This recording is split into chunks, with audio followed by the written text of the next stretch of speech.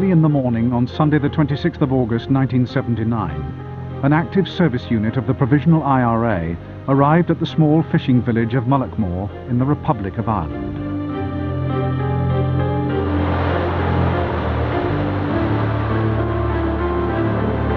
The village lies next to the castle of Classieborne, where the Queen's cousin, Lord Louis Mountbatten, was on holiday. This old guy is down there in Mullaghmore. There's no security.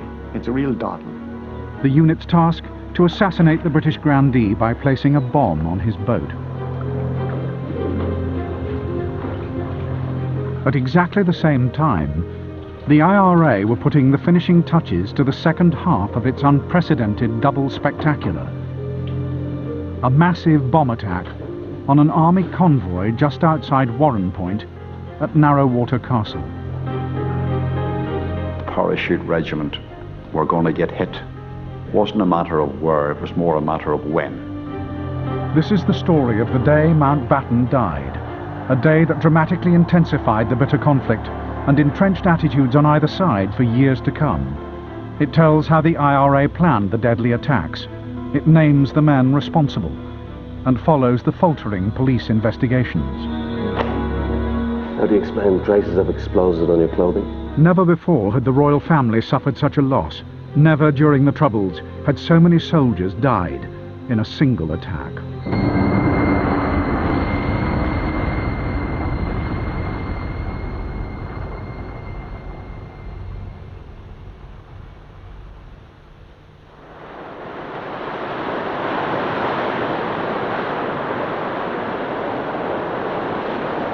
Earl Mountbatten of Burma loved the rugged beauty of the west coast of Ireland. Every year, for 25 years, he had stayed for the whole of August at Classieborne Castle. These were private holidays, but Lord Mountbatten adored the limelight and allowed the cameras in for a documentary made by his son-in-law. A section was filmed here at Mullaghmore. One assistant to hold my bucket while I brought. The film's purpose was to show the life and achievements of this member of the British royal family, but it also showed him as a devoted and relaxed family man. He was never happier than when surrounded by his daughters, his sons-in-law, and all the grandchildren.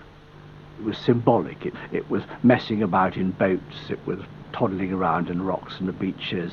It was riding ponies along the sand. It was everything which the perfect seaside holiday has. But back at home, Lord Louis Mountbatten was a pillar of the British state, an admiral of the fleet, uncle of Prince Philip, and a former chief of the defence staff. Lord Louis Mountbatten has already proved himself one of the most daring and skillful of our naval officers. During the war, he had served as chief of Allied forces in the Far East. New Delhi airfield and the arrival of the Viceroy designate. Afterwards, he had been the last Viceroy of India before independence from Britain. It was formed by units... The IRA saw good cause for his assassination.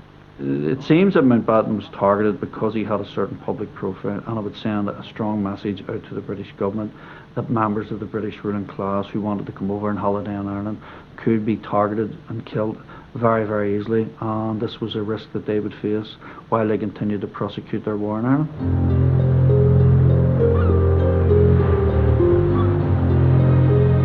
The IRA had considered killing Mountbatten on his holiday in Ireland at least once before, in the late 60s. There was an application for sanction to attack him, and I was party to a decision which said no, while he was a legitimate target north of the border. Permission to proceed against him south of the border was refused.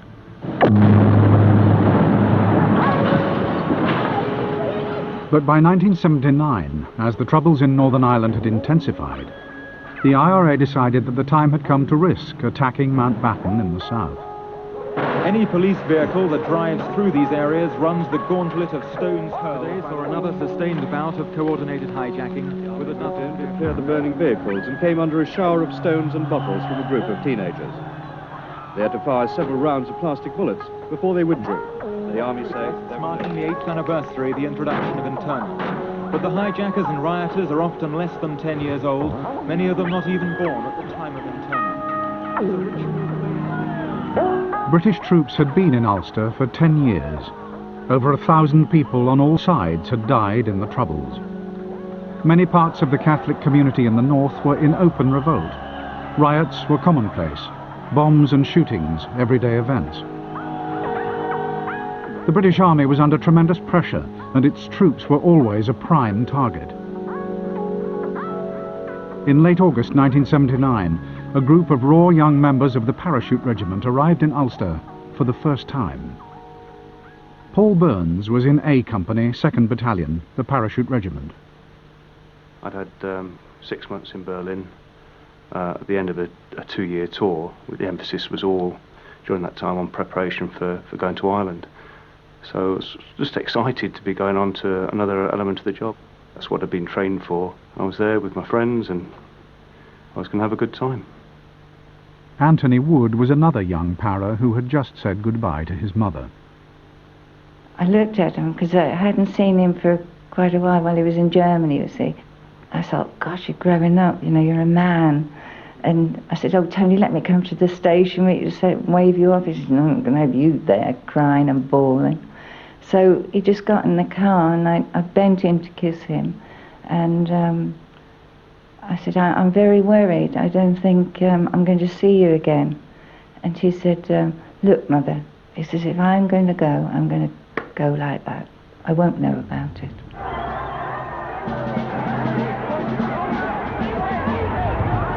"7 years before, the Paras had opened fire on demonstrators in Londonderry and killed 13 unarmed civilians. This was Bloody Sunday.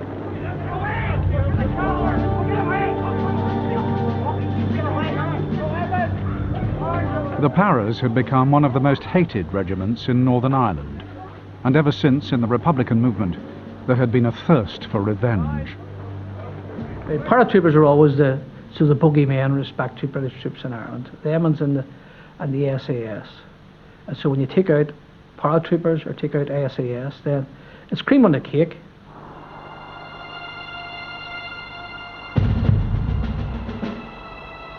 For some time, the IRA had been planning a full-scale attack on the British Army, and from their reconnaissance of troop movements along the roads of Ulster, they had noticed a weak link. Someone spotted patterns of British Army travelling arrangements when British soldiers were in transit from one base to another, and it was decided or suggested that the IRA should launch a rifle attack and a machine gun attack on a British convoy, that it would be able to wipe out a convoy of British troops and inflict a major military and propaganda victory over the British. As they began to discuss it even further, it was felt that such an operation would be much more militarily effective if a bomb was used, and that way they could maximize the kills. With meticulous precision, the men of the IRA's South Armagh Brigade planned a massive attack close to the town of Warren Point, on the border with the Irish Republic, which ran down the middle of Carlingford Lough. The plan was for a bomb to be placed in a lay-by next door to the ancient Tower House at Narrowwater, to be triggered by radio from a position across the loch, from where it would be easy to escape further into the Republic. But that was not all. The IRA had studied the Army's behaviour at previous bomb attacks. They had concluded that in all likelihood the survivors from the first explosion would move to a position of shelter and regroup. They worked out this would be the stone walls of the gatehouse to Narrowwater Castle, 100 yards up the road, where they would then trigger a second, even larger bomb. Many times in the past, the IRA have a come-on bomb. That is to attract the troops into it. This was the ultimate come-on bomb.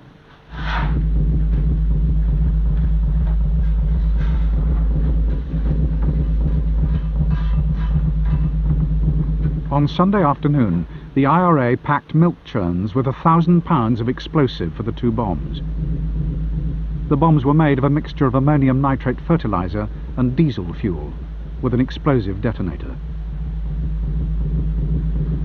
manufacture homemade explosives was a very long, difficult, sickening process because of the fumes and the dirt and so on. But obviously incredibly dangerous and on occasions very, very effective. The IRA had been through a period of decline with the arrest and imprisonment of many top figures. But in the late 70s, under the guidance of Gerry Adams, it had regrouped and reorganised itself into a much more effective fighting machine. It committed, experienced military commanders in position. They had access to the most efficient explosives and weaponry of any terrorist organisation in Western Europe, perhaps the world.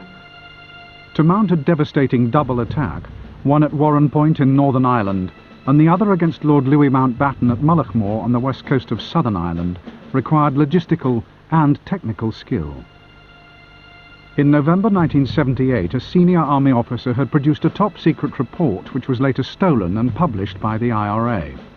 In it, he warned that the terrorists could soon extend their operations to spectacular attacks, both against the army and leading figures in the establishment.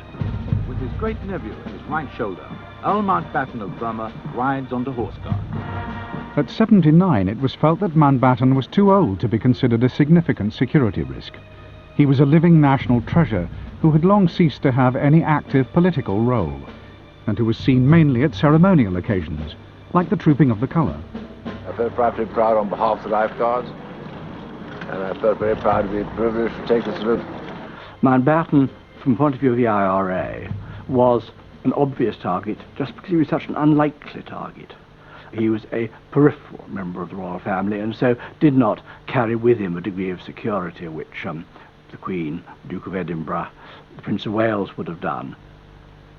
Mountbatten came to Ireland to get away from the formality and ceremonial of his life in Britain. He would be just like any other tourist or any other fisherman indeed, and nobody would pass the slightest bit of remarks because again it was so common to see him there, you know.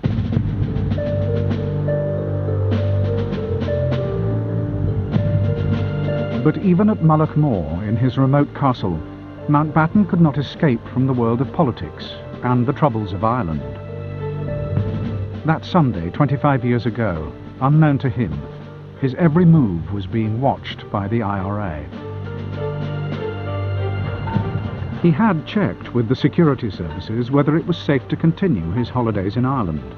Their advice was that, although no visit to Ireland could be risk-free, nevertheless the risk is one that can be reasonably taken.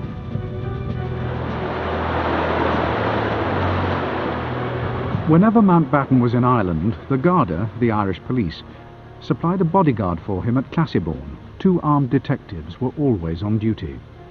Protection in Lord Louis was 24-hour protection round the clock.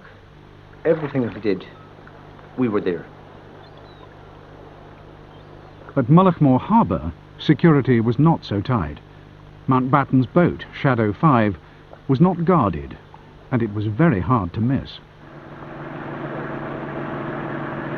In the film he'd made about his life, Mountbatten was proud to be filmed fishing on Shadow 5, which he insisted be painted in the colours of an admiral's barge, reflecting his love of all things naval.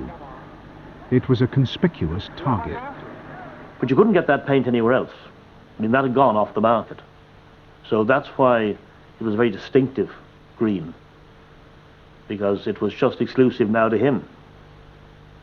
He kept coming right through the 60s and into the 70s, and with the intensification of the struggle and the conflict, only 10 miles away from his holiday home,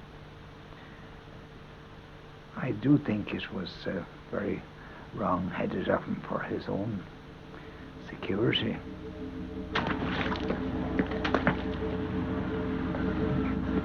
In Crossmaglen, it takes all the professional skills of the army to make it safe enough for the Royal Ulster Constabulary to walk around the town where they're charged with maintaining law and order. 2 of them have been gunned down here. The impetus for the double attacks on Mountbatten and the Paras came from the IRA's South Armagh Brigade. Until last September, the police had not been able to carry out any police duties for more than 2 years. South Armagh was feared in Northern Ireland as bandit country, a place where the IRA held sway. We know that hardline criminals do meet in that pub, yes, and that's the factory that they have. That's right. South Armagh has a certain ring to it, and it's known to anybody in the army, being a difficult area, one which was known to be, first of all, adjacent to the Republic, the border with the Republic. Secondly, an area in which the IRA had quite a grip.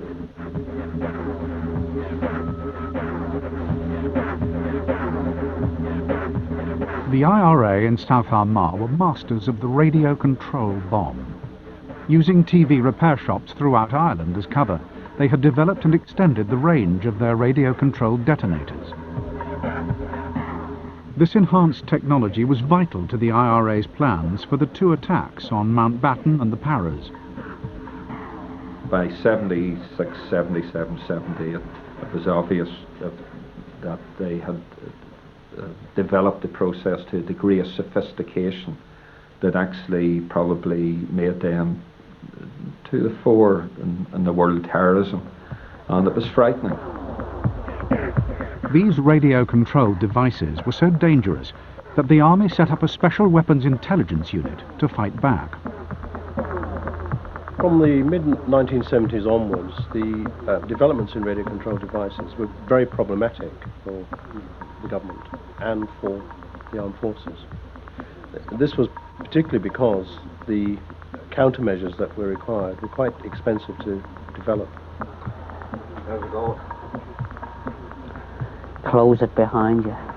And we were always in the dark. We were always one step behind the provisional IRA. Did you get those new tone coders? They're not setting right. They're more complicated than before. But it'll stop the Brits from jamming it. We generally discovered innovations, improvements in systems only when a device had exploded or a device in fact had been recovered.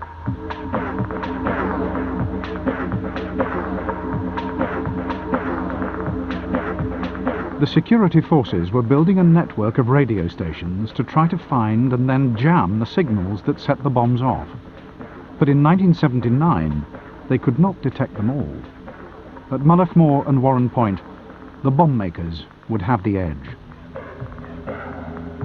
We had no idea who it was and where they were.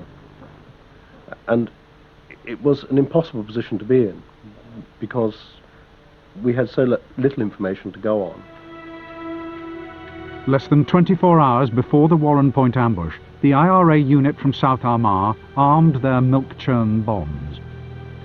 The detonating cords were attached to a radio receiver, a McGregor device operating on 27 megahertz. The 500-pound bomb was then hidden on a trailer, surrounded by bales of hay, and taken to the ambush point. The trailer was put in position on Sunday evening.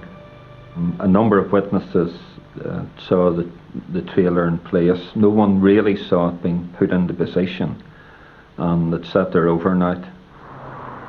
The second 800-pound bomb was placed by the nearby gatehouse. The trap was now set.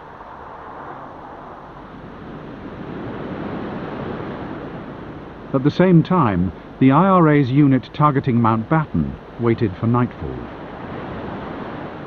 The Earl and his family were up at the castle. That Sunday evening they were in good spirits. Mountbatten himself had no illusions that, aged 79, he faced the end of his life. He'd even recently taken part in his obituary for the BBC. But now I've come to the end of my useful life, and there's no point in remaining alive forever, merely becoming a burden to people. So I don't mind now, really, when it comes, as long as it's reasonably peaceful and satisfying sort of death.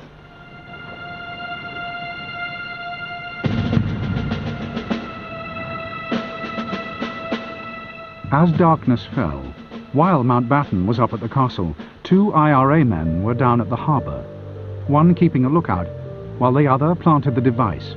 a 50-pound radio-controlled gelignite bomb.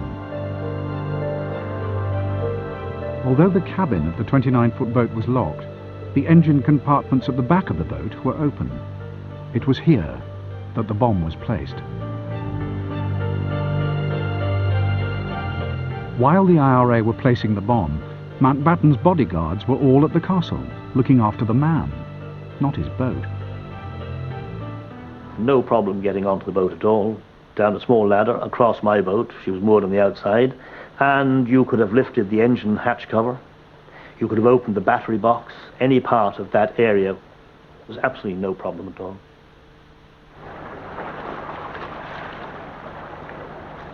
By dawn on Bank Holiday Monday, August the 27th, the IRA radio-controlled bombs, one at Mullaghmore, two at Warren Point, were primed and in place.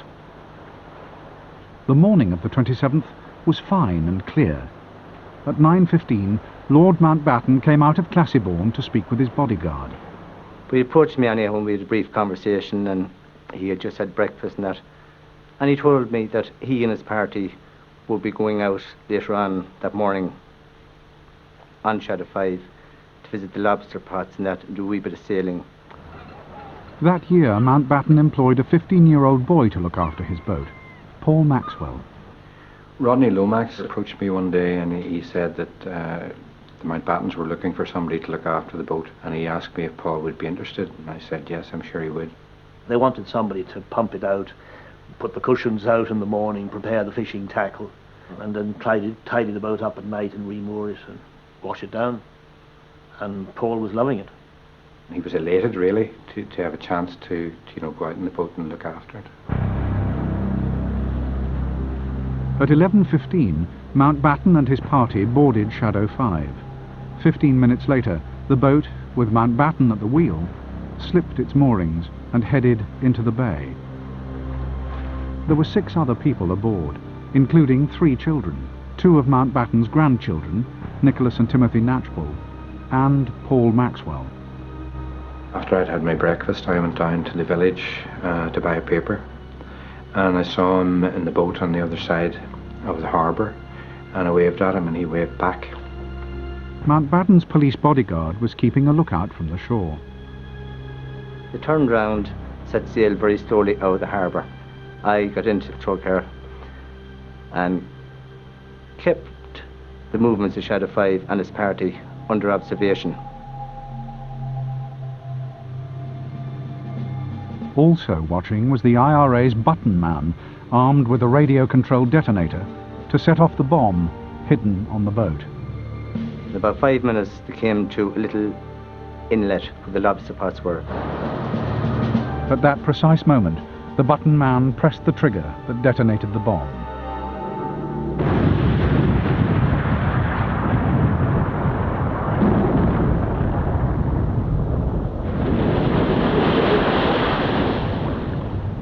Flashes of green, red, blue, and then suddenly a massive mushroom-shaped cloud of smoke. I remember saying, oh my God, no, this can't be happening. This hasn't happened.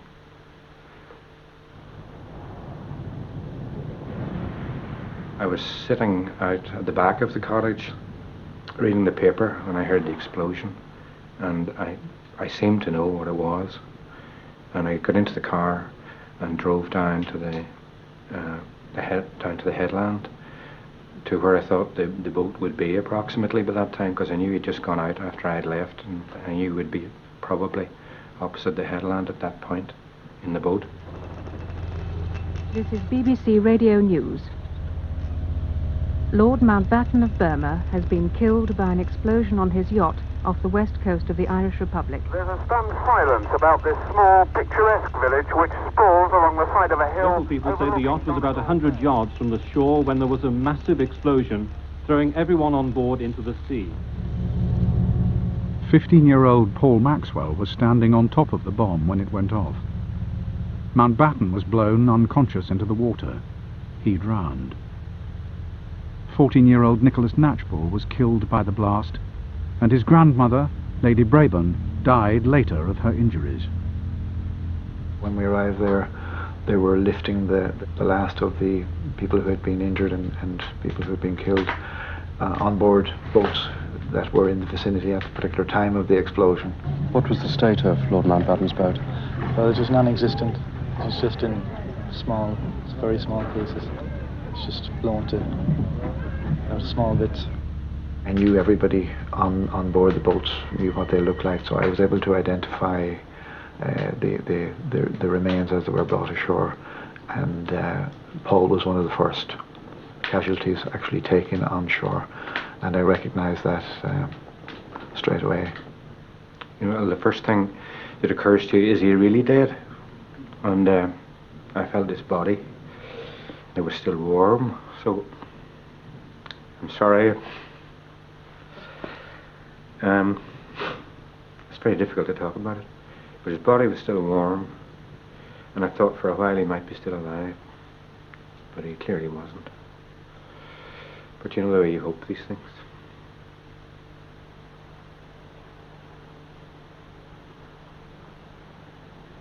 The royal family was informed at once.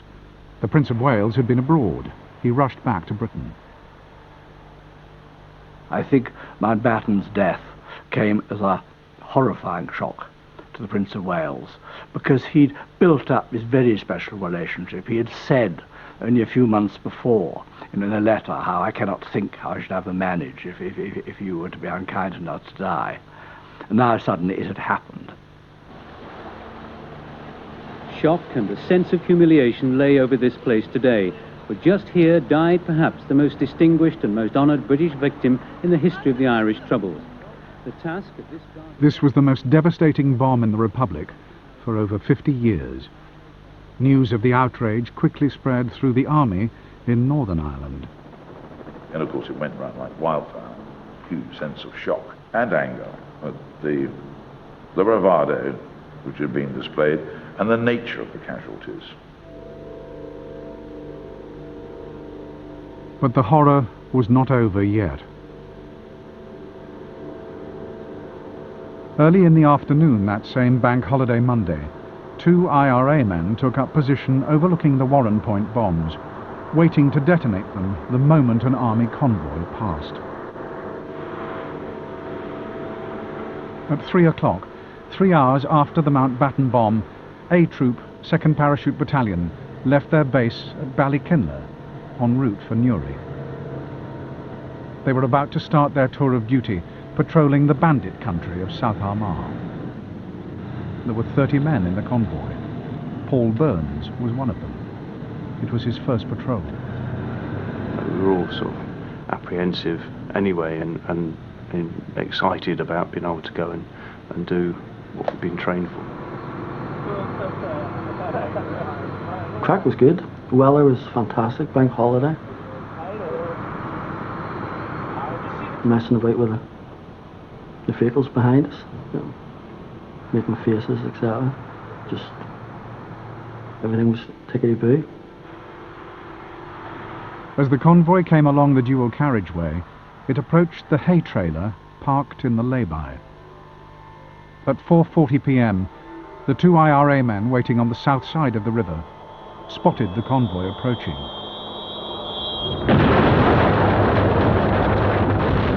£500 of explosive ripped into the side of the rear truck. It's like going over, bumping over in the car when you were a kid and you get butterflies in your stomach. No big bang, no pain, no like nothing like that. A flash, a rumble, sensation of flying, and then you're there, it's happened.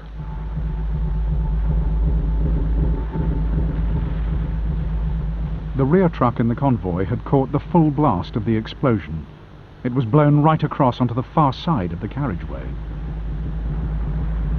Of the 9 soldiers inside, only 2 survived. The left-hand side of my body caught it. My hand was blown in 2 and lost bits at the end of my fingers. Big steel tailgate to the lorry caught my legs and smashed my right foot to bits, literally. Looked to the right, and in doing so noticed my legs were burning. carried on looking to the right, still couldn't see anybody. Looked about, there was carnage everywhere. Peter Malloy, a press photographer, was driving past when the bomb went off. I always carried a camera in the car, and it was always preset. All I had to do was lift it and shoot. As I was driving down, I just grabbed it, and I just stopped the car and got out, and I could see nothing, only smoke. But the policeman, and I never forget him, he was hysterical. Possibly good reason to be at that time, in shock, and he was screaming. I can remember every word he said. Don't go in there, they're all dead, get away, and then he run past me. Off-duty fireman Eamon McGee also arrived quickly. The scene would be pretty chaotic. I could see then bodies. There's smoke, under the smoke I could see bodies. I could hear a couple of cracks going off. Didn't know whether they were shooting, or at that time you wouldn't have known whether there were ammunition going off in the fire or it would have been actual shooting. With ammunition exploding in the burning vehicles, the surviving troops thought they had come under fire from the Irish side of the border. There was pandemonium at that stage. There was straw, there was debris still falling, and a lot of shooting. I heard somebody shouting, "There's the bastard." I looked up and I could see two people on the jetty on the far side, on the Republic side. Then loads of shooting come in. You could actually see the leaves on the trees. There's a wood over there, and you could see the leaves bouncing. There was a hell of a lot of gunfire went in. It was actually scary at that stage. Michael Hudson, an English boy out fishing, was killed by the Paras firing. Within 15 minutes, reinforcements arrived by helicopter, and also by jeep from the local Warren Point garrison. A command post was set up by the nearby gatehouse, just as the IRA had predicted. There was one voice that stood out above everyone else, a very distinctive officer-type classical English voice, booming voice, shouting, "Take hard cover, fall back." Immediately the soldiers went back towards the gate lodge of Norrawater Castle. The Paras and their rescuers headed straight for the place where the second, even larger bomb was waiting. They had fallen into the trap that was set for them. The IRA men, hidden across the other side of the loch in the Republic, now detonated the second device, 20 minutes after the first.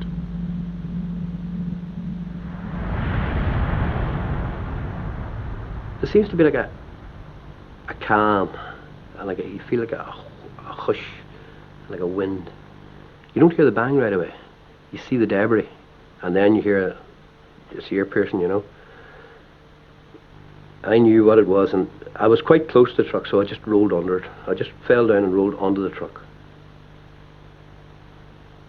I had got down in a prone position, belly down, and was looking up, and the next thing I was lifted completely off the ground and thrown back 10-15 feet by what I now know was a blast. And as I was going back, I clicked the shutter, and then I saw the smoke going up, and I saw vehicles and people getting blown from my right to the left across the road. And it happened so quick, it was instantaneous. And there was people shouting, screaming, crying, moaning. I always remember standing there and saying, what a wonderful day to die, because the sun was splitting the trees, but there was a terrible stench, something that's almost hard to explain to someone that hasn't been there, but it was an absolute scene of complete devastation. Last injuries are severe. There were torsos of people, arms, legs, heads, scalps, body parts. When you say people were injured, it wasn't as if they had a cut on the cheek or they had a broken leg. They had no legs or no arms, or half their face was gone. The dead were, you didn't have to be a doctor to know they were dead. They were dead. The second bomb killed another 11 soldiers, including the commander and some men of the local garrison of the Queen's Own Highlanders. News of Warren Point reached police and army headquarters just after the second explosion. Now the senior officers arrived on the scene. There were bodies littered all over the road. There were bits of bodies everywhere. There were still smoke coming from vehicles that had been on fire, and at that time there were people milling about looking through the debris for survivors. There were 18 dead. Never before had the IRA killed so many soldiers at once. Never so many paratroopers. Anthony Wood was one of the dead. His parents received the call that they most dreaded. My husband got it, and he started banging his head on the wall. And I said, "He is dead, isn't he?" And he says, "Yeah." I said, "I want to go and see him. They might just keep him alive or something." I was talking absolute stupid things, but you do when you're devastated. The memories still haunt those who witnessed the scene. I felt a sense of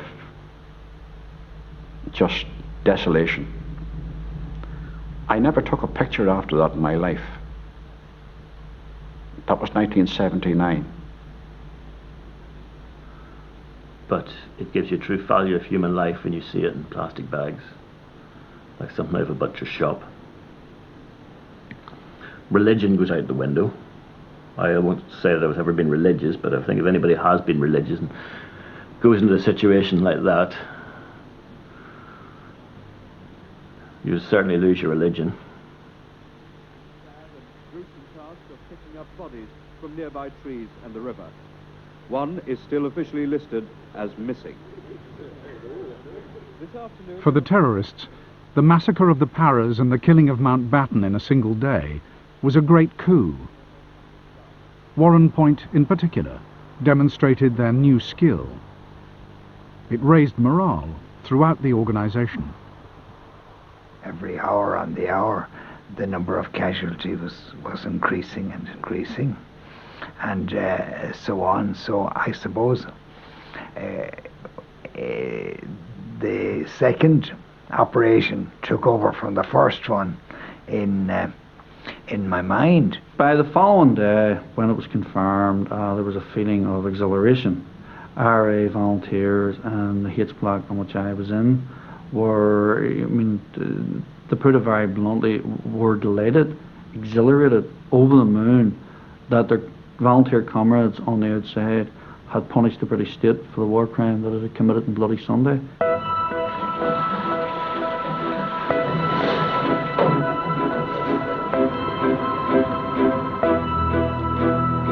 The two attacks on the same day showed both the strength of the IRA and the weakness of the British. There had been no intelligence warnings of either attack. The technical skills to make the bombs and detonate them remotely came as a surprise. The new Prime Minister was enraged by the attacks. She came to Northern Ireland within 48 hours to show not only her determination to resist the IRA, but also her support for the army.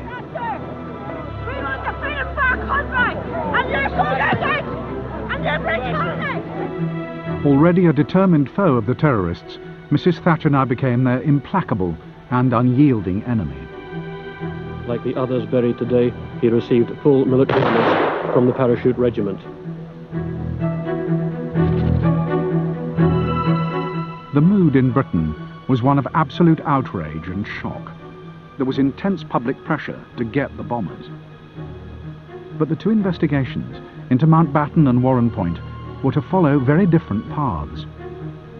One would be a story of breakthrough and success, the other of muddle and failure.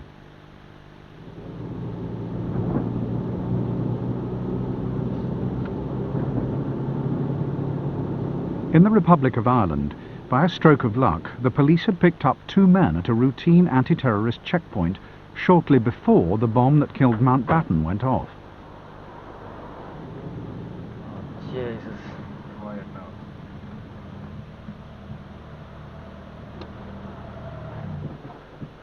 Morning, lads. Got any identification on you? I was stopping traffic coming from both directions when this red escort came from the Longford direction into Granard. The driver seemed to be very nervous from the moment I stopped him. Where are you off to? Just headed up the road. To your car? It is, yeah. Who are you anyway? Name's Pat Rehill. Where are you from? Kilnilek. That's so.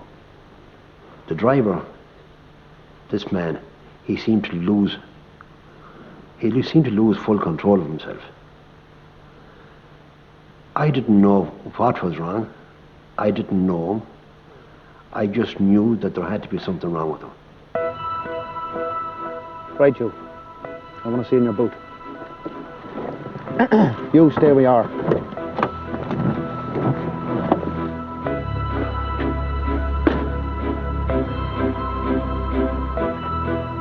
His hands were literally shaking. I had to assist him to put the key into the lock on the boot. At this stage, I began to feel nervous myself. I then decided that I would make contact with the local guard station, where I knew my boss, Superintendent O'Donnell, was.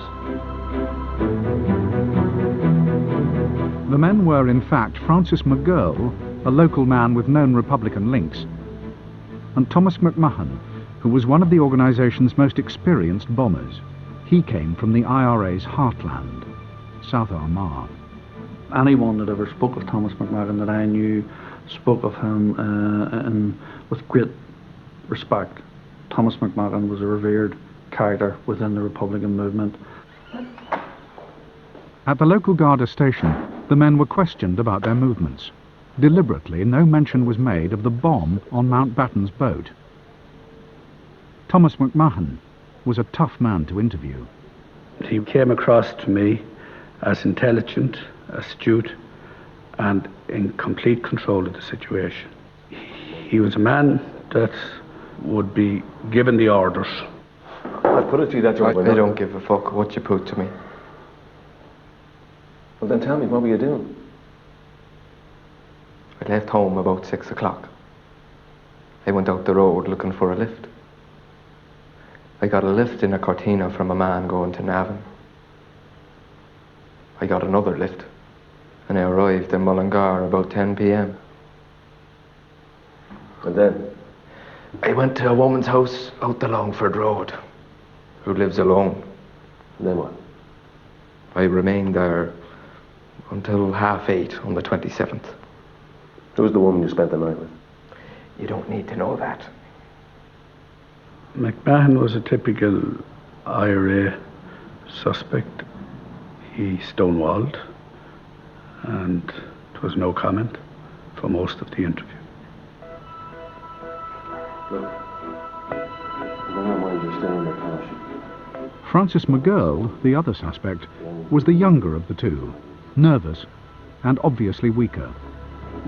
The other man was less sure of himself. I was confident that we'd get a breakthrough and we'd get a full admission of guilt. After 12 hours of continuous interrogation, he cracked. Look, I made a note of what you said. Would you look at this? Sign it's true. I put no bomb on that boat! Now the Irish police were confident that they had one of the right men in custody. In Dublin, forensic scientists examined the clothes and boots taken from the two suspects. They looked for any evidence that might put McGurl or McMahon at the scene of the crime. When I got back to the laboratory, I brushed the sand from both their boots. But as I went through the sand that I had taken from McMahon's boots, I saw a speck of green, dark green. It was exactly the same colour and general consistency as the paint in the bodies in the morgue in Sligo. As he looked at this new bit of paint in the laboratory, James Donovan realised here was the link he was looking for. On McMahon's boots and clothes were found smears of paint. The make of paint was rare. This was key evidence. The only place you could get that colour was on that boat, or you painted it. One or the other. It was either me or somebody else, because I would have had it on me. But anybody else, what, where did they get it?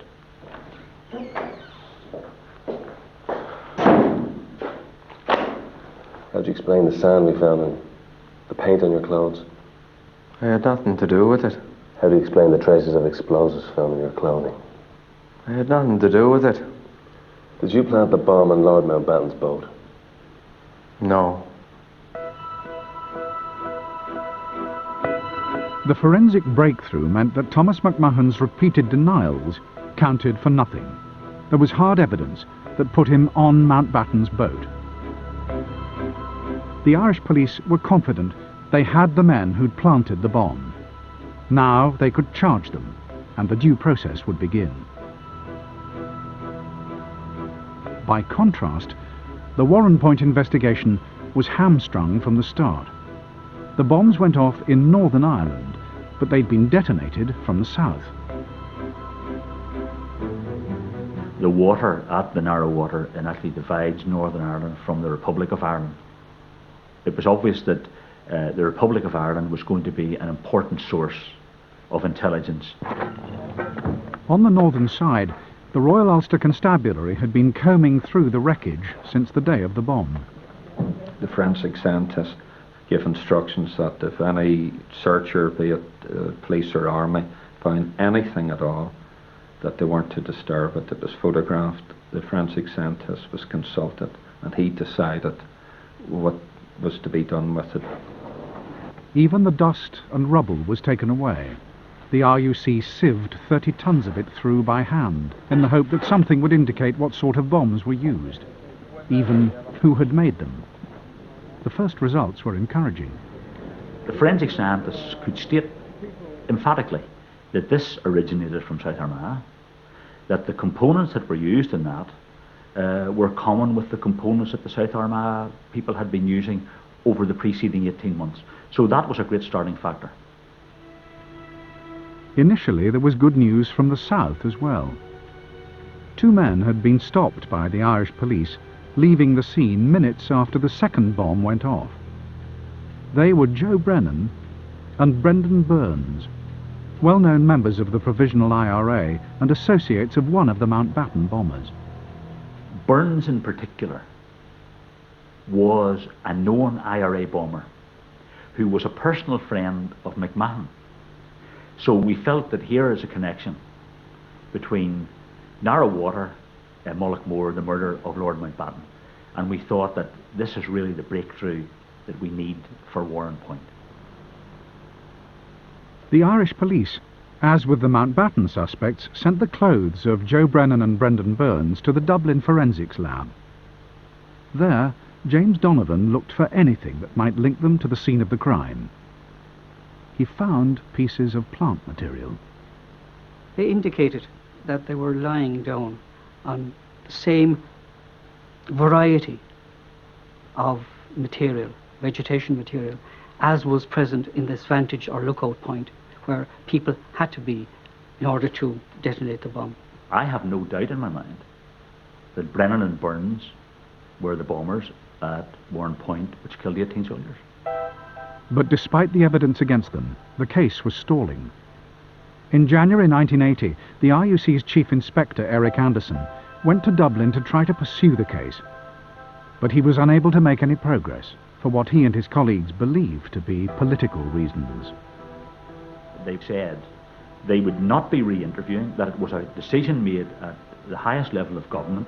There would be nothing to be gained from arresting and interviewing people for the murder of the 18 soldiers. As it was so political in the south, it really wasn't going to go anywhere. With all the urgency that has marked this case from the start, a joint police and military escort drove the two men into the Special Criminal Court an hour before the trial was to begin. The Mountbatten trial was underway in Dublin amidst full security, with military guards outside the court. But the only charges brought against the Warrenpoint suspects were for traffic offences.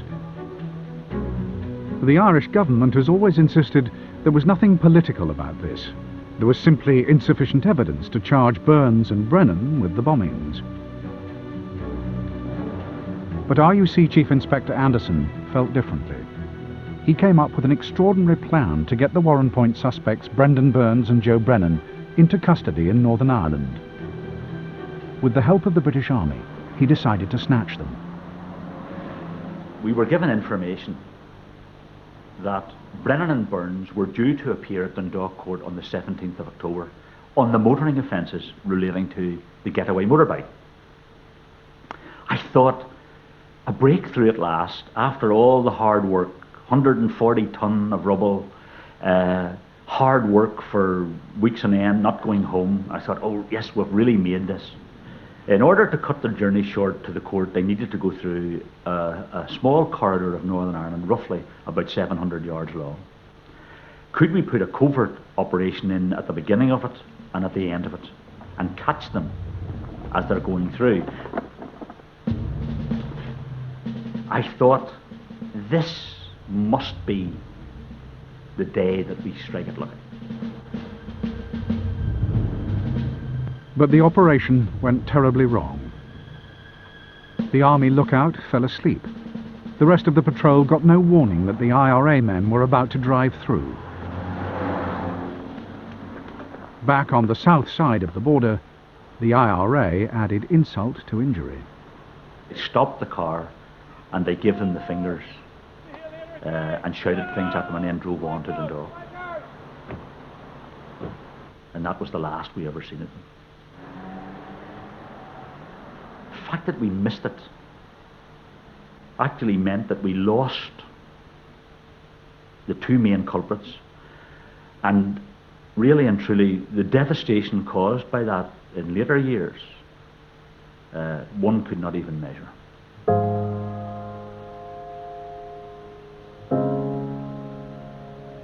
The Warrenpoint case has never come to court. The RUC tried to reopen it in the 1990s. By then, most of the Garda evidence had been lost.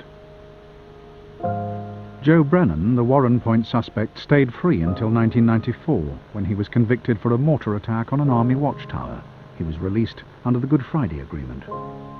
Brendan Burns, the other Warrenpoint suspect, described by Margaret Thatcher as the most dangerous man in Britain, blew himself up with his own bomb in 1988. Thomas McMahon was sentenced on forensic evidence to 18 years for the murder of Mountbatten. He was released in 1997.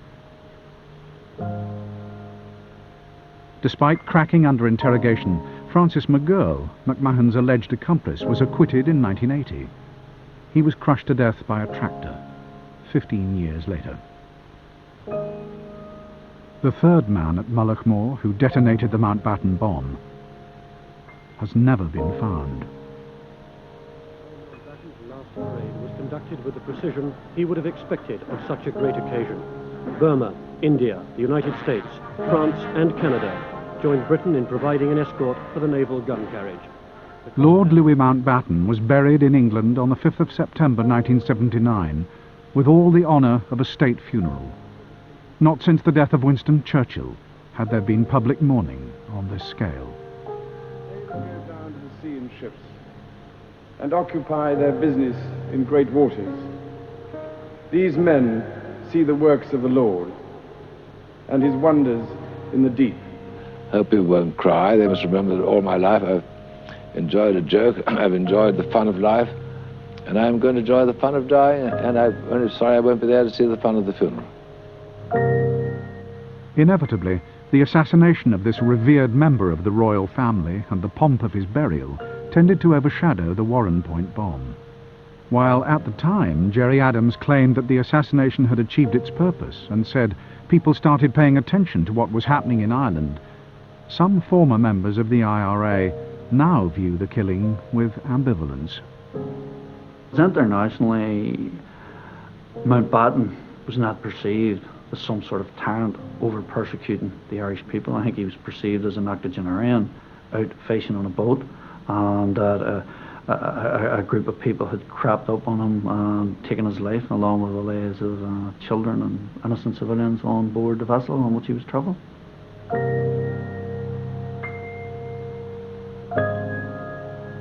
There are no official memorials to the British dead at Warren Point. For all the victims and their families, the story of August the 27th, 1979 is still unfinished. Some have been able to forgive, some have not. I'm angry that they never caught anybody for murdering my son and all his friends. Well, they're there, but they haven't done anything about it. That's what I'm angry about. Nor is there a monument at Mullach Moor to Lord Mountbatten and his fellow victims of the IRA. But the memory remains as painful as ever. Thomas McMahon has to live with it. And you can rationalise your way out of the thing in terms of political aims and so forth, and talking about conventional wars and all that kind of thing. But I believe anyhow at the bottom of that, at the bottom of all that kind of rationalisation, somewhere deep in the recesses of his mind, the horror of what he has done to my son must be there.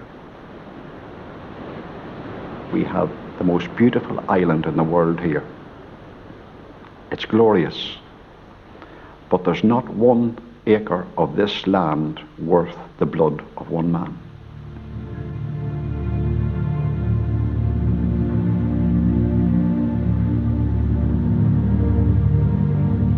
The carnage of 25 years ago entrenched attitudes on both sides. Margaret Thatcher refused to back down in the face of the hunger strikes that followed soon after. 10 IRA men died.